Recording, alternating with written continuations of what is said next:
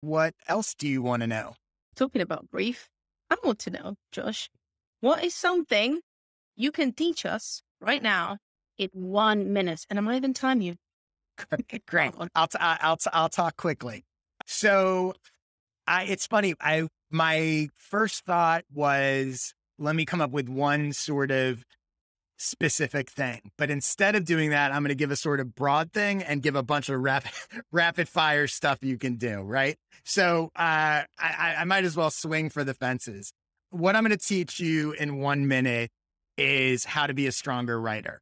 And what I'm going to do is I'm going to give a few very specific, very simple things. And it's interesting. It fits with our previous question because a lot of these have to do with removing things as opposed to adding things. So it fits in well. So here's a handful of things anybody can do, whether you're a great writer or a terrible writer, it doesn't matter.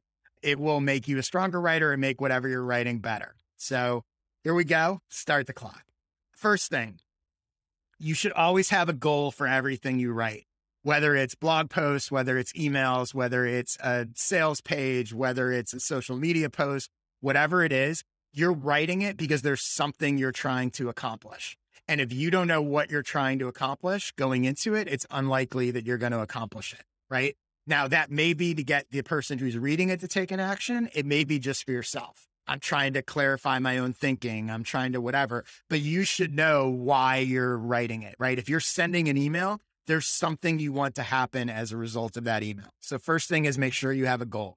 The second thing, you can delete the word that from just about any sentence and it makes the sentence stronger. So simple, works every time. You'll be amazed. You'll realize, wow, I didn't really need to include that. So no pun intended. Delete the word that.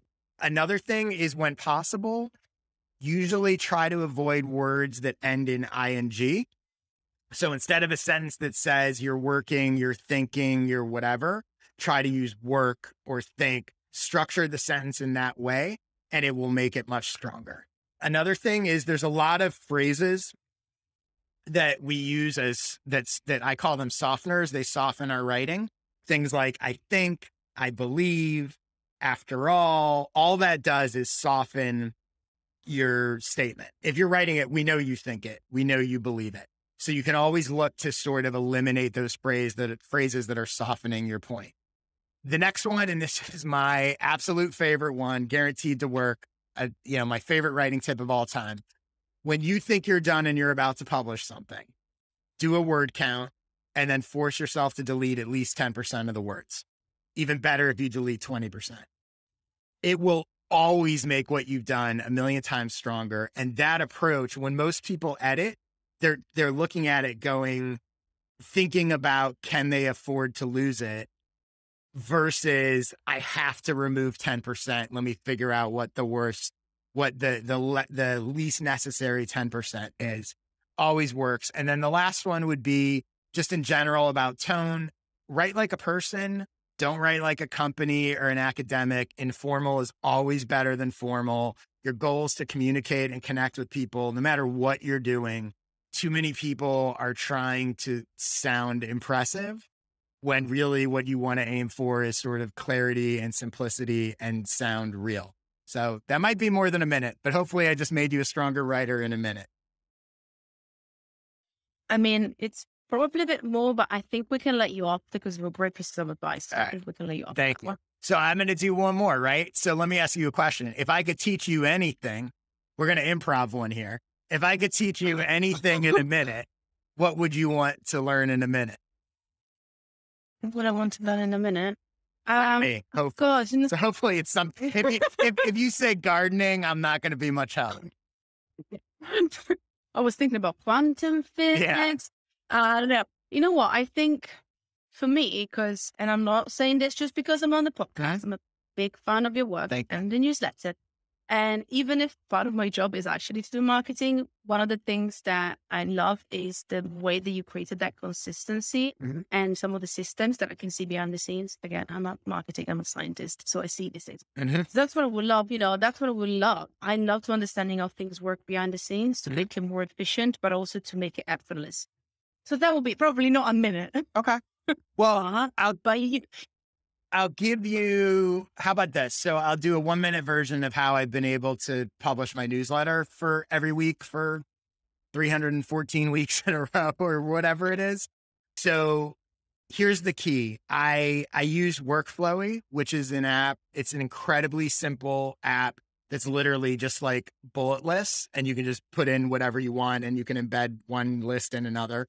So throughout the week, anytime I come across stuff, right? Articles that are interesting, podcasts I listen to, tweets, whatever it is. And I'm like, oh, this might be a good fit for my newsletter. I literally just copy and paste a link into this Workflowy thing. So I don't set aside time specifically to go find content. My newsletter has the same format every week. I'm not reinventing the wheel. That makes it much easier to be consistent. I'm not like, what am I going to write about this week? No, I know what I'm going to do. I'm going to curate stuff. So when I sit down to go write it, I have a document with hundreds and hundreds of things that I found, because whenever I find something, I add it there. So all I have to do is pick out the 5 I want to share, or whatever I want to share. I know the format, so I don't have to think about that. The format is relatively short and simple. It's like a headline and like a 1-sentence summary with a link in terms of my like Sunday newsletter. So that's not complicated.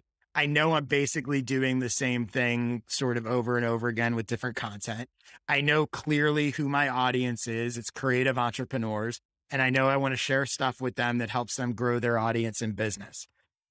Those foundational, and I'm talking about a newsletter, but this applies for anything. You can see it what I'm doing with the podcast too, right? There is a formula, right? I'm going to have someone on. They're going to ask me 3 questions. This is what it's going to be. I don't have to do, all sorts of like the foundation. To be consistent, you want to set yourself up for consistency. You want to make it easy to be consistent. The fewer decisions that you have to make, the easier it is to repeatedly do stuff.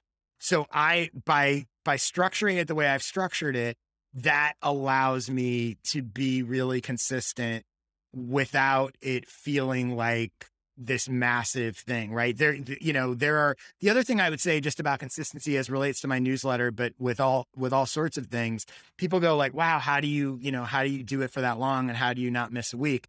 Well, number one, it's something that I like to do. I'm not dragging myself to do it every week. Don't choose to do things that you hate to do. Tough to be consistent at something you hate to do. And then the other thing I would say is that if you think about in the big picture, so if I'm doing 52 Sunday newsletters a year, right? There's probably only going to be a handful, maybe 5 weeks at most, that I'm really busy or I don't feel good or whatever, that it's a struggle. So the difference between me doing it every week is not 52 weeks of struggle. It's what do I do those 5 weeks a year that I'm busy, I'm traveling, I'm whatever, right? Those 5 weeks make the difference between publishing every week and spinning the other way. So I think that's the other thing to think about with consistency is it's actually a little easier than you think to be consistent when you realize it's only a handful of times that it's going to be a quote unquote struggle. So yeah, that's a little more than a minute on how to be consistent, but hopefully. I think we all need a bit more of a reminder of how, I think it's just breaking it down the way you did, remind us that actually is the small decisions that we make. And again, I must have kept polite those small decisions that help us creating something that also is familiar for our audience, which we underestimate. And you talked about it also when it comes to the writing tips. Yep. People know there's us, they don't know what to expect. It makes them happy. It makes our life easier. Yeah. Make it easier on yourself, right? It's amazing how often people make things tougher on themselves than it needs to be. There's no way I would have published a newsletter every week if every week I had to sit down and go, what am I going to write about this week? It just wouldn't happen.